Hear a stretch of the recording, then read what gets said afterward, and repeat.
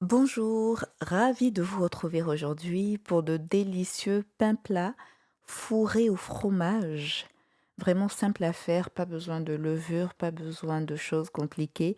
On va voir ça tout à l'heure en commençant par la liste des ingrédients qu'il vous faudra pour cette recette. D'abord, pour la pâte à pain, il vous faudra 400 g de farine, 40 g de beurre, une cuillerée à café de sel, une cuillerée et demie à soupe de za'atar. C'est un mélange oriental d'épices et d'herbes aromatiques, mais vous pouvez bien naturellement utiliser les épices et les herbes que vous souhaitez. Enfin, pour la pâte à pain, il vous faudra 250 ml de lait à 2% de matière grasse. À présent, pour la farce, vous aurez besoin de 300 g de mozzarella, 200 g de bacon de volaille ou de toute autre charcuterie qui vous fera envie, de 2 cuillerées à soupe d'huile, d'olive ou autre. Enfin, une pomme de terre moyenne, 2 échalotes, du poivre et du persil. Commencez par la pâte à pain en ajoutant à la farine le sel, le za'atar, mélangez bien le tout, puis ajoutez progressivement le lait tiédi en remuant.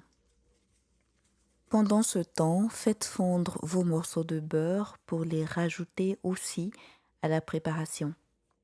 Continuez de mélanger pour intégrer toutes les composantes à l'ensemble, mais à un moment, avouez que la spatule sera largement insuffisante. Ce n'est pas bien grave, nous avons des mains pour ça. Allez-y avec la main, malaxez bien le tout pour intégrer toute la farine à l'ensemble. Vous allez continuer ainsi jusqu'à ce qu'il n'y ait plus justement de farine en train de traîner dans le bol. Et lorsque c'est OK, farinez votre plan de travail et déposez-y la pâte obtenue pour à nouveau la malaxer pendant environ 5 petites minutes.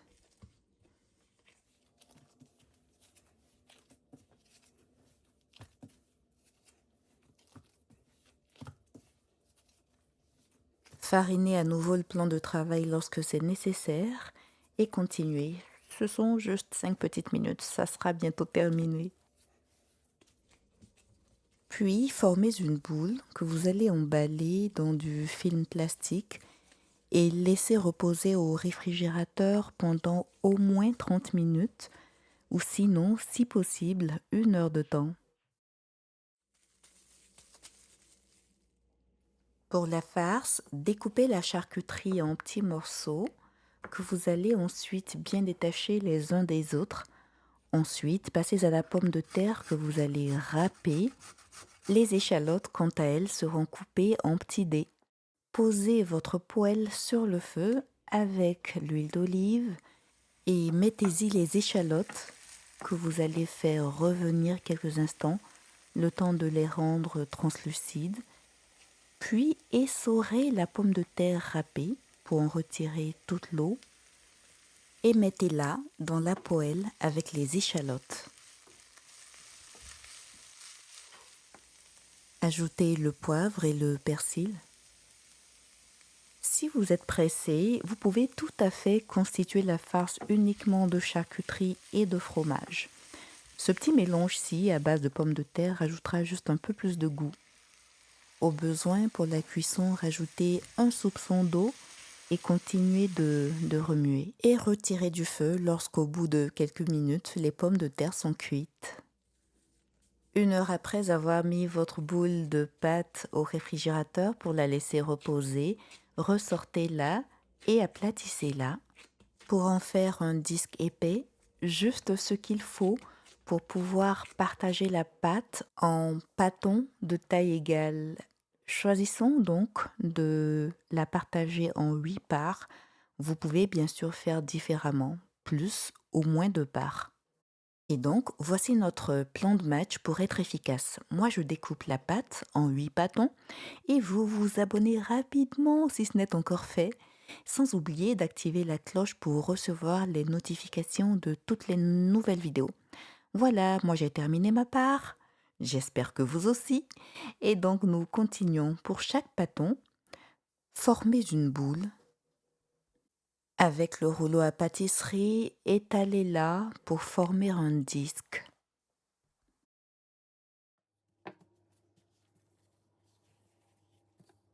Sur le disque, posez un peu de chaque composante de la farce, à savoir le fromage râpé, le mélange à base de pommes de terre et d'échalotes, et enfin la charcuterie en petits morceaux.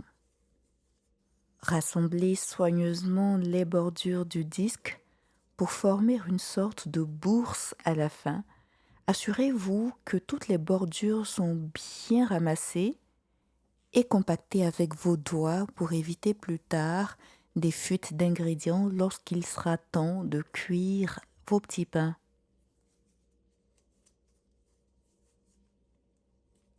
Appuyez bien avec le bout de vos doigts pour bien sceller tout ça. Et ensuite, utilisez votre rouleau à pâtisserie à nouveau pour obtenir un disque. Vous travaillerez sur les deux faces. Donc d'abord, dans un premier temps, la face qui comporte la soudure des bordures, puis retournez le pain pour rouler le rouleau aussi sur l'autre face. L'objectif est d'avoir une forme plate, mais aussi de répartir la farce dans tout l'intérieur du pain. Voilà à nouveau comment ça se passe. Surtout, je voulais vous rassurer aussi, n'ayez aucune crainte en roulant le rouleau sur le pain rempli de farce. La pâte est vraiment solide, elle ne se déchirera pas. Donc allez-y, formez votre disque sans crainte. Pour la cuisson, utilisez une poêle, mettez une toute petite noisette de beurre et laissez-la fondre. Une fois fondu, répartissez bien le beurre sur toute la surface intérieure de la poêle et déposez-y un pain. Le feu doit être à intensité moyenne. Il faudra environ 3 minutes pour une cuisson correcte de chacune des faces. Lorsque la première face a commencé à dorer, retournez votre pain pour cuire la seconde et à nouveau vous attendrez environ 3 minutes.